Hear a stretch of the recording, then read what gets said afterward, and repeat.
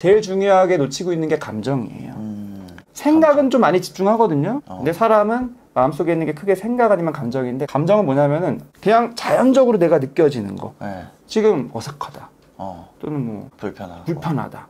짜증난다. 무슨 말 해야 될지 모르겠다. 머리가 하얗다. 네. 뭐 불안하다. 이런 내가 싫다. 네. 저 사람 자꾸 나 지금 불편한데 더 불편하게 해서 싫다. 이런 게 내가 지금 뭔가 소심한 사람이고 내가 이상한 사람에서 떠오르는 감정이 아니라는 거예요. 그냥 그럴 수 있다는 거예요. 이거를 인식해야 돼요. 어떻게 해야 돼요? 그러면 그런 대화를 사실은 많이 해야 돼요. 네. 우리도 뭐 유튜브 할 때도 감정 대화 안 하실 거 아니에요. 그쵸. 거의 없죠. 감정 대화. 감정 대화라는 거가 저 살면서 해본 적이 없죠. 네. 근데 사실은 부부 사이에도 해야 되고 부모와 자녀 사이에도 해야 되고, 감정 대화를 해야 되는 게 아니라 그냥 너무 당연한 거예요. 근데 우리는 그런 거 배운 적도 없고 문화도 안 돼 있죠.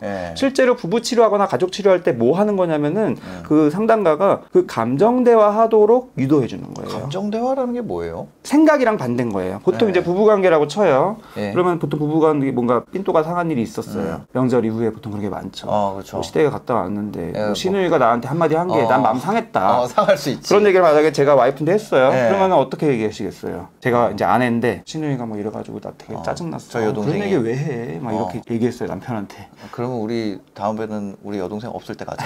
그러니까 이렇게 그냥 딱 판단해가지고 딱 결정 내버리거나, 그죠. 아니면은 그래도 그럴 수는 없기 때문에 어쨌든 간에 잘 이거를 해결하기 위해서 나름대로 이렇게 머리를 굴려가지고 내 생각에는 자기가 좀 너무 이렇게 왜곡한 것 같고 내 동생 원래 성격이 좀 말을 좀 그렇게 해. 그러니까.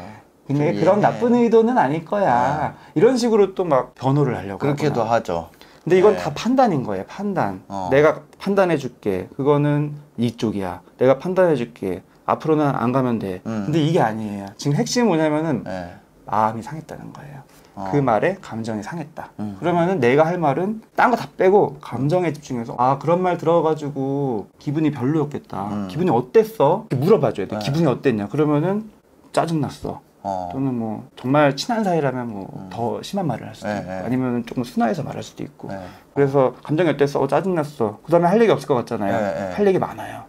분명히 이 감정을 얘기하다 보면 또 생각나거든요. 이 똑같은 감정을 예전에 느낀 거. 사실은 예전에 이랬을 때도 내가 마음이 좀 상했었어. 그때도 사실 상견례 때도 옆에서 그런 얘기 하던데 왜 그런 얘기를 했나 몰라. 나는 좀 그랬어.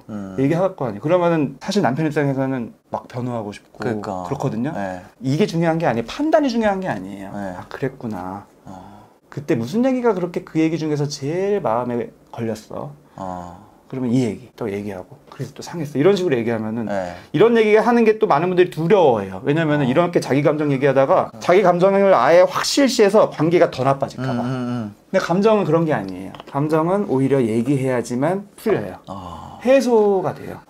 그래서 이런 감정 얘기를 주고받고 하는 게 진짜 중요한데 많은 분들이 그게 놓쳤다는 거. 시간 낭비로 느껴지니까. 그게 진짜 근데 시간 낭비가 아니라 제일 중요한 시간 효율적인 대화인 거예요. 실제로 상담 때도 감정만 들어주고 지금 뭐 인간관계 힘든 분들도 자존감 낮은 분들도 감정 들어주고 하다 보면은 나는 지금 이런 감정 느껴. 감정은 어떻게 해야지 인식할 수 있냐면 누군가한테 표현해야지 인식되고, 표현하고 그 사람이 내 감정을 들어주고 공감해줘야지 내 감정이 점점점 확신이 생겨요. 그런 연습을 자꾸 해야 되는 거예요. 친구 사이에서도 하고 뭐 부부 사이에서도 하고. 그래야지 평상시에 대화 안 할 때도 감정에 의한 감정 노동, 감정 소모가 줄기 때문에 요즘 말하는 번아웃, 우울증이 사실은 뭐 일을 많이 해서 올 것 같지만 지금까지 말씀드린 이런 감정의 낭비 때문에 기인되는 거 되게 많아요. 이런 감정들이 내가 인식하지 못해도 집중하다 보면 있는 거라서 이런 걸 탐구하는 연습을 사실은 해야 돼요. 스스로를. 지금 나는 기분이 어떤가? 나는 지금 어떤 감정을 가지는가? 예를 들면 뭐 짜증난다. 또는 뭐 쪽팔리다. 이거는 뭐 어떤 정제된 용어를 쓸 필요가 없어요. 뭐 욕을 해도 되고. 그런 거를 도와주는 게 뭐 심리서가 되기도 하고 강의가 되기도 하지만 제일 중요한 거는 얘기하는 거. 감정 대화하는 거. 감정 대화. 돈 주고 상담하는 것도 사실은 감정 대화하기 위해서 그 비싼 돈 주고 시간 내서 하는 거거든요. 감정 대화. 그게 쉬운 게 아니에요. 해봐야지만 늘어요. 근데 그게 뭐 내가 지금 일해야 되는데 내가 공부해야 되는데 뭐 그런 걸 시간이 어디 있어가 아니라는 거예요. 이걸 잘 해서 내 감정을 잘 해소해야지만 에너지 줄줄 새는 게 줄기 때문에 내가 할 일에 오히려 내 에너지를 집중할 수 있다는 거예요. 오히려 반대로.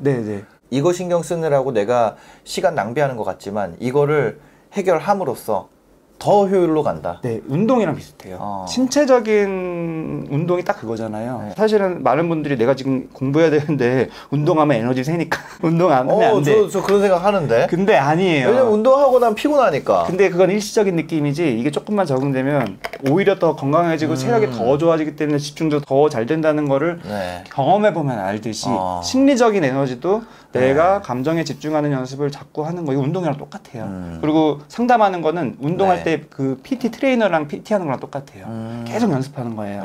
그러면 하다 보면 나중에 혼자서도 할 수 있듯이 그렇게 자기한테 집중하는 연습해서 해야지만 오히려 효율이 올라간다. 핵심은 내가 막 이걸 어떻게 하려고 하는 게 아니라 그냥 있는 그대로 나를 인정하고 기분이 상하면 상한 거다.